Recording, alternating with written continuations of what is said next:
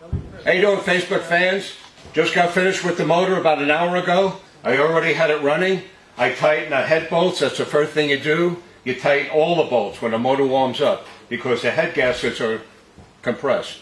The torque on the heads are on a pan head and a shovel head and a knuckle head are 65 torque pounds.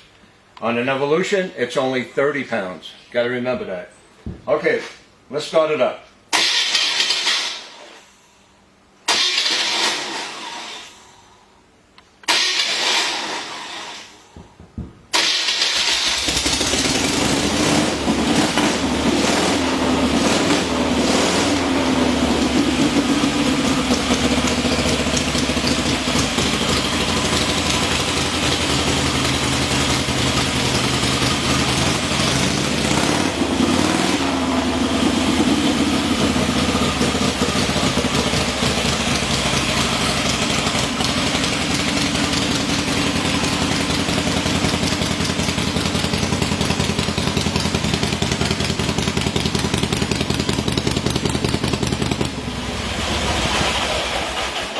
Well, I'd say that sounds pretty good.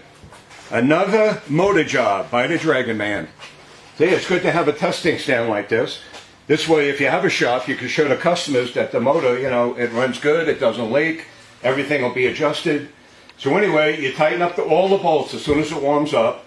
And a lot of things you guys don't know is in a shovel head and a pan head and a knuckle head, you have to use 70 weight motor oil, especially in the summer. 70 weight. And that's because the motors run hot and the oil will thin out. Never use that 20-50 weight on an early motor. In fact, the Evolutions, they say to use 20 and 50 weight. It's better off if you could use straight 50 weight. The gas they're selling now really isn't that good. There's too much ethanol and alcohol in the gas, so it's good to use the 104 octane booster. I always use that in my Dragon bike. That's why it sounds so good. Okay, you got to adjust the push rods. The longest push rod always goes in the front. The two shortest ones are the intake. The next longest one is the rear exhaust. If you have hydraulic lifters, this is a hydraulic lifter. It comes out of your lifter, you pull it right out. The book says to get it at the lowest point on the cam and go 3.5 turns. Well, that's not really right because the book doesn't say that there's not supposed to be any oil in it. So the thing I do is you take the lifter out and you bleed it. Here, see, you push the just a little wire in there and you push down. See, it's compressing. See, the spring's compressing. You hold it like that. You stick it in oil, see, and you let it up. And then it's hard as a rock. See that? You want to release it again? There's a check ball in there. So you just push that. See, and the oil just came out. You want to fill it up? Just push this in the oil and let it up. Now it's hard as a rock. Now you put that back in there, and at the lowest point of the cam, you adjust it with two 7/16 open-end wrenches. You adjust the push rod so it just spins with a slight drag, no up and down. Then you turn over the motor and go to the next one. A lot of guys don't like solid lifters because they say the motors tick. The reason the motors have a ticking noise when you have solid lifters is because you have to make them a little tighter. Everything expands. These motors run on like 180 degrees. So everything's really going to expand. So it's good to adjust them twice. Once when it's cold and then when it's warm. Okay, you got two different kinds of spark plugs here. 9/16 14 millimeter. This is the 3/8 reach for the early heads. See, like a pan head and the early shovel heads. And then 1977 and up, they made the 3/4 reach, 9/16 14 millimeter. You gap these at 25, and you have to watch you don't put the latest spark plug in the early hole, because see how much it sticks out? The piston's going to come up and wham it right out of the threads. The threads are all going to strip. Okay, to set the timing, you turn your flywheel around. See, you take out that 5/16 Allen screw, and on the other side, this is what the flywheel looks like inside. These are the timing marks. This is for the front cylinder and the back cylinder. You get this mark just coming up in the threads. That means the front piston will be 7/16 before top dead center. 437 thousandths before top dead center. Okay, when you got that, you got your points cover here. This is what it looks like. See, this is the automatic advance. See that? And this is your point setup. See, it goes like that. Now see the sharp lobe?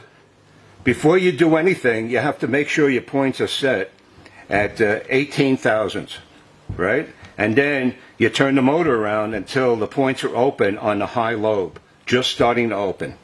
Okay? If you got the low lobe, see there's no lobe on the other side, it's flat, that means you have to rotate the flywheels 180 degrees, and then you'll see the high lobe is going to hit the points.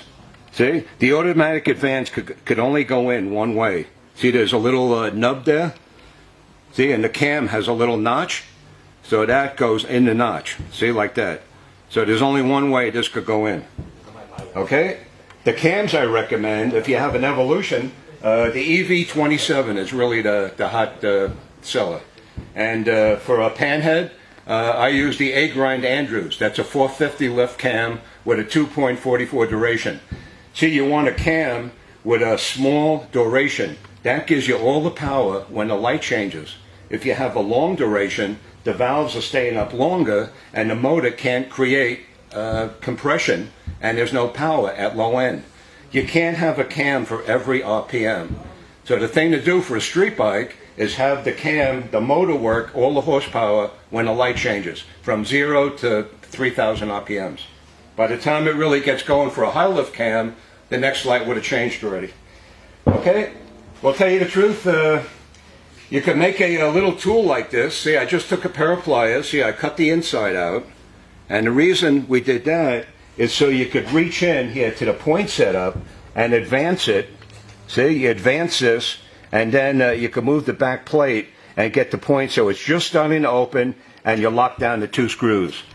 With a panhead, you have a circuit breaker, and you do the same thing by moving the circuit breaker. There's a real lot more I could tell you about all these motors. I've been doing this all my life, like 50 years working on these motors. If there's anything you want to know, just give me a call. 719-683-2200, and I'll be happy to help you. You guys have a great day.